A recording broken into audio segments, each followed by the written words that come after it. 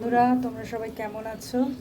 আজকের আমি আমার একটা ব্লগে ক্যাকটাস নিয়ে আলোচনা করেছি। আমার অনেকগুলো ক্যাকটাস হয়েছে, সেই ক্যাকটাসগুলোকে আমি কিভাবে পরিচর্যা করি আজকে সেটা তোমাদের দেখাচ্ছি।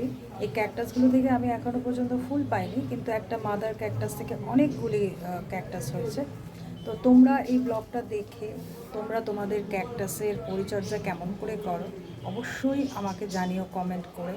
তাহলে আমরা একে অপর থেকে কিছু অভিজ্ঞতা নিয়ে সঞ্চয় করে নিজেরা অনেক উপকৃত হব এবং সেইভাবেই আমরা গাছগুলোকে পরিচর্যা করব। তো সবাই দেখো কিভাবে আমি আমার এই ক্যাকটাসগুলোকে করছি। ক্যাকটাস সাধারণত ভীষণ হয়, ওর নিজের মধ্যেই প্রচুর জল থাকে, ফলে খুব বেশি জল দিতে হয় না, সপ্তাহে 2 দিন করে জল দিলেই হয়ে যাবে। এবং মাটিটাও একটু অন্যরকম হতে হয়, কাঁকড় বালিযুক্ত, যেখানে ওয়েল ড্রেনেজ ব্যবস্থা থাকে। তো এইভাবেই আমি আমার ক্যাকটাসগুলোকে রেখেছি। আজকে সেটাই আমি দেখাবো তোমাদের। তোমরা দেখো এবং ভালো যদি লাগে অবশ্যই লাইক শেয়ার করে দিও এবং আমার চ্যানেলটাকে সাবস্ক্রাইব করে দিও। সবাই দেখতে থাকো। এগুলি হলো আমার ক্যাকটাস। মাদার প্ল্যান্ট হলো এটা যখন নিয়ে আসা ছিল একটাই ছিল। পরবর্তীকালে এই মাদার প্ল্যান্ট থেকে আমি এতগুলো বেবি প্ল্যান্ট পেয়েছি, যেগুলি ধীরে ধীরে বড় হচ্ছে। কিন্তু দুর্ভাগ্যের বিষয় যে আমি এখনও আমার এই ক্যাকটাসগুলো থেকে কোনো রকম ফুল পাইনি। আজকের আমি বসেছি এই ক্যাকটাসগুলোকে একটু পরিচর্যা করার জন্য। ক্যাকটাসের জন্য মাটি হয় সাধারণত বালিযুক্ত, কাঁকড় মেশানো হয়, যাতে ওয়েল ড্রেনেজ থাকে, যাতে জল দিলে পরে জলটা খুব সহজেই বেরিয়ে যায়। আর ক্যাকটাসে খুব বেশি জল দিতে নেই, তাহলে এটা পচে যায়। সেক্ষেত্রে সপ্তাহে 2 বার এরকম জল দিলে এটার জন্য ঠিক আছে, এবং সেই জল যেন খুব সহজেই বেরিয়ে যায়, জমে না থাকে। জমে থাকলে পরে এই ক্যাকটাসগুলো কিন্তু মারা যাবে, কারণ ক্যাকটাসের শরীরে প্রচুর জল এমনিতেই থাকে, ফলে ওদের খুব বেশি জলের প্রয়োজন হয় না। তো আজকের আমি এদের একটু পরিচর্যা করব সামান্য ভার্মি কম্পোস্ট দিয়ে। আমার যখন এগুলো প্রথম অবস্থায় করেছিলাম আমি খুব একটা জানতাম না, ফলে সেভাবে মাটিটা নেই, কিন্তু ক্যাকটাসগুলো যে বেঁচে আছে এটা খুবই আশ্চর্যের বিষয়।